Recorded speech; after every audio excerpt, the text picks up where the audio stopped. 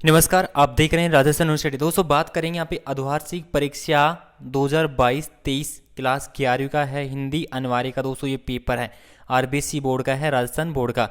आइए बात करते हैं इसमें किस प्रकार के एग्जाम में क्वेश्चन पूछे गए, आने वाले जो भी आपके एग्जाम रहेंगे उसमें भी काम आने वाले पेपर है। इसकी तो आंसर की भी आपको साथ साथ इस वीडियो में बताने वाले हैं। तो फर्स्ट क्वेश्चन की हम बात करें तो फर्स्ट क्वेश्चन में यहाँ पे दे रखा है कै में क्या दे रखा है, एफर्ट काव्यांश दे रहेगा। इसको ध्यानपूर्वक क्या देना है, इसका उत्तर देना है। पहले तो इस काव्यांश के हम इसको पढ़ेंगे। यहाँ पे देख सकते हैं इस जो काव्यांश दे रखा है एपेटाइट, इसको आप पढ़ सकते हैं। मैं डायरेक्टली इसका क्या देंगे वहाँ पे आंसर देने वाला हूँ।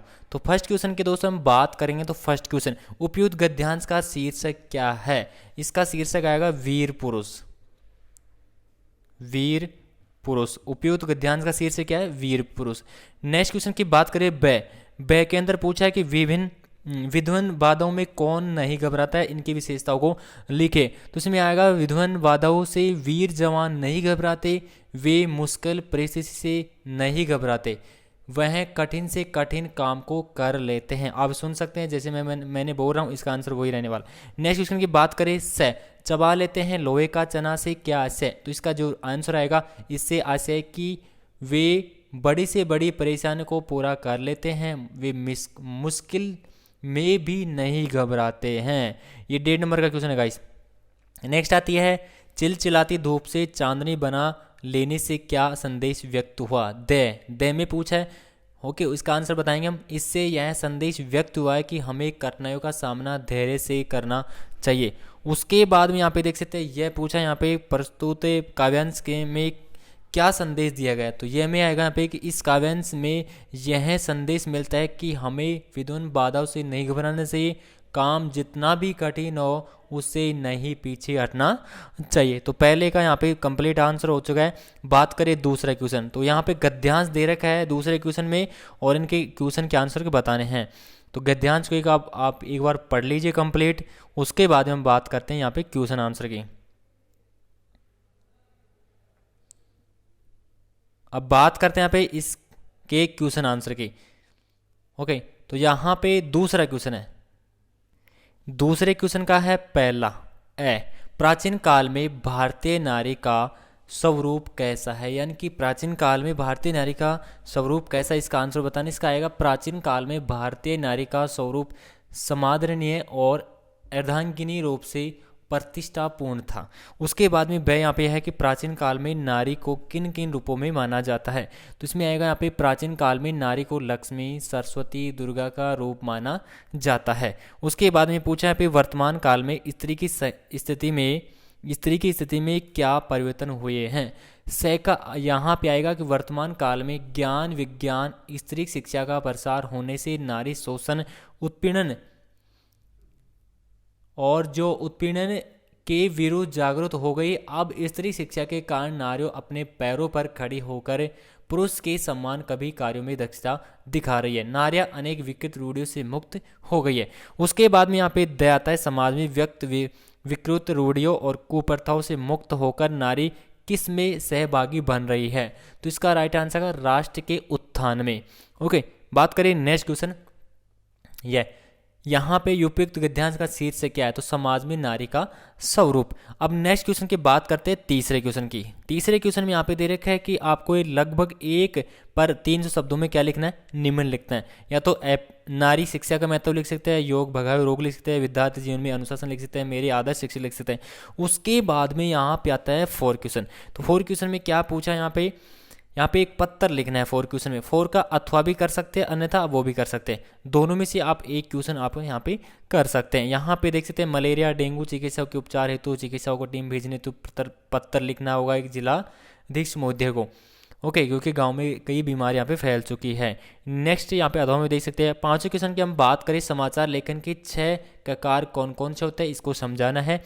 नेक्स्ट आता है 6 क्वेश्चन, आपके विद्यालय में इस वर्ष आयोजित हुए वार्षिक उत्सव का एक प्रतिवेदन तैयार कीजिए। संचार के माध्यम से 3 प्रकार कौन कौन से समझाना है। अब यहाँ पे बात करें खंड ग, तो खंड ग के अंदर देख सकते हैं यहाँ पे काव्यांश दे रखा है, इसको पढ़कर कई क्वेश्चन है इसके आंसर देने हैं। 8 क्वेश्चन की बात करेंगे हम। 8 क्वेश्चन की पहले क्वेश्चन की बात करेंगे, कबीर के अनुसार इस संसार में किसको माना जाता है, इसका आंसर हम बात करने वाले हैं। तो दोस्तों हम बात करेंगे कबीर के अनुसार इस संसार में किसको माना जाता है। तो कबीर के अनुसार इस संसार में परमात्मा को माना जाता है, माना है। नेक्स्ट क्वेश्चन की बात करें, दो जग का क्या अर्थ है, इस किसके लिए कहा गया है।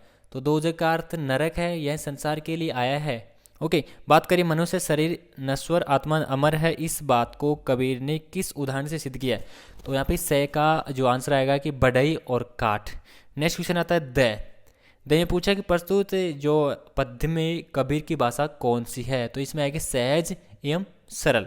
अब बात करते हैं इसमें अथवा के अंदर बात करने वाले हैं। यहाँ पे अथवा में दे रखा है, ये देख सकते हैं अथवा में दे रखा है, इसको भी पढ़ के आंसर देना है यहाँ पे। तो आप पढ़ लीजिए आंसर मैं आपको बता रहा हूँ।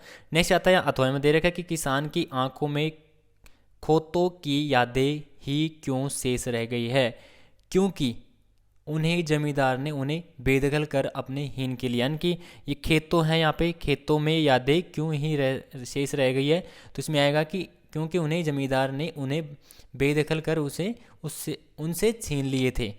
नेक्स्ट आता है यहाँ पे एक आंखों का तारा से क्या अभिप्राय है। तो इसका आंसर आएगा कि आंखों का तारा से अभिप्राय कि उसके हरे भरे खेत जिससे उसके जीवन की हरियाली खिलखिलाती रहती थी। नेक्स्ट आता है यहाँ पे किसान के जीवन में प्रसन्नता क्यों नष्ट हो गई, क्योंकि उसके खेत जमींदार ने छीन लिए गए, यानी छीन लिए गए हैं। उसके बाद में नेक्स्ट आता है यहाँ पे, इसमें पूछा कि कारकुनों की लाठी से आपका क्यों मारा गया था और क्यों। द में आएगा किसान को प्रिय बेटा जवानी की और आवेश से साहूकार के कारिंदों और द्वारा लाठियों के निर्मम प्रभाव से मार डाला गया था। ओके, अब बात करते हैं 9 क्वेश्चन के। यहाँ पे 9 क्वेश्चन में क्या दे रखा है। यहाँ पे भी कावंश दे रखा है, 20 से 40 शब्दों में इसका भी क्या देना है, यहाँ पे आंसर देना। अब यहाँ पे बात करने वाले लोग मीरा को बावरी क्यों कहते हैं। तो लोग यहाँ पे कवि बावरी क्यों कहते हैं, कवि के पिता ने कहा होगा कि मैं कहाँ रो रही हूँ और मैं कहाँ अपना धीरज खो रही हूँ, ये यहाँ पे आने वाला है। ओके, इस पद का भाव सौंदर्य बताना है। कवि का मन से दुखी होने का कारण अपने 5 पुत्र के लिए तरसते हुए दुखी हुए।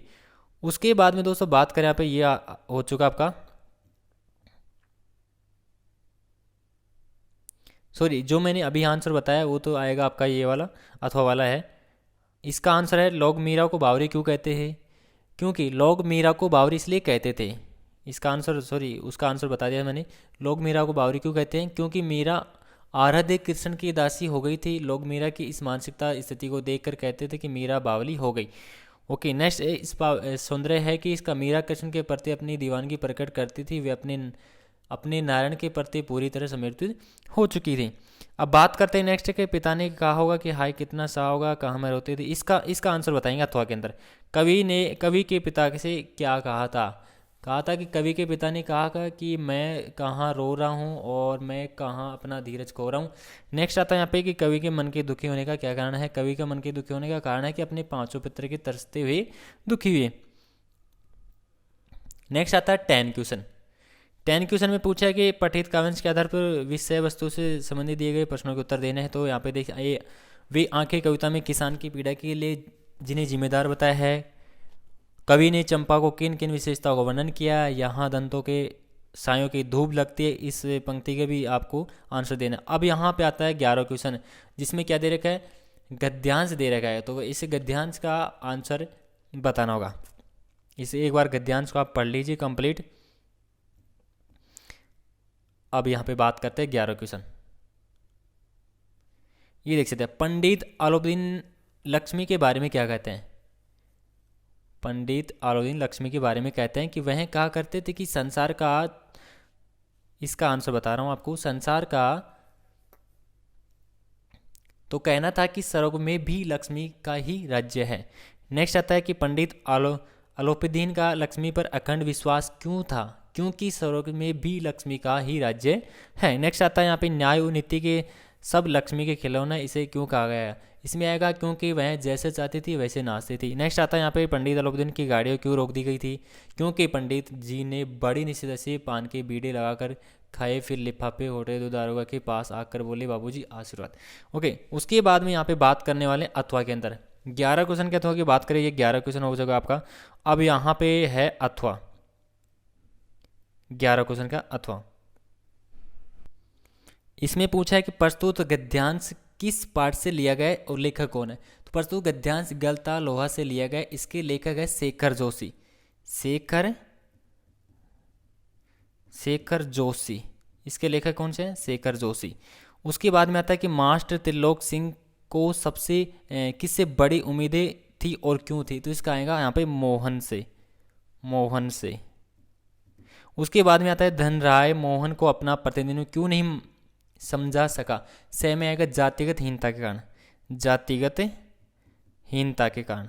उसके बाद में यहाँ पे आएगा द मोहन गुरु आज्ञा का पालन करने में पीछे नहीं रहता था। कैसे? मन में ईर्ष्या के भाव होने के कारण।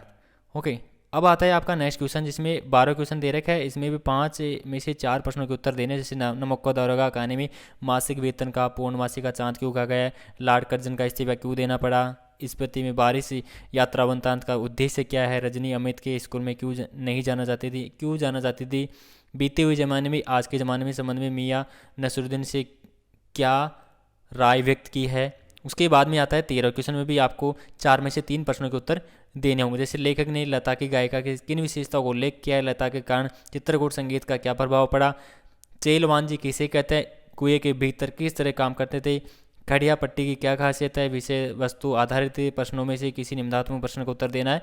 संगीत के क्षेत्र में लता के स्थान निर्धारित कीजिए। मरुभूमि में पाई जाने वाली खड़िया पट्टी और रेजानी पानी में क्या संबंध है, स्पष्ट कीजिए। तो गाइस ये पेपर आपका आरबीएससी बोर्ड का है, आरबीएससी का हाफ ईयरली का पेपर है, पूरा हो चुका है। ऐसे ही आपको लगातार पेपर मिलते रहेंगे। तो प्लीज़ वीडियो को लाइक करें, चैनल को जरूर सब्सक्राइब कर लेना और किसी प्रकार की प्रॉब्लम हो तो कमेंट सेक्शन में आप जरूर पूछ सकते हैं। Thank you.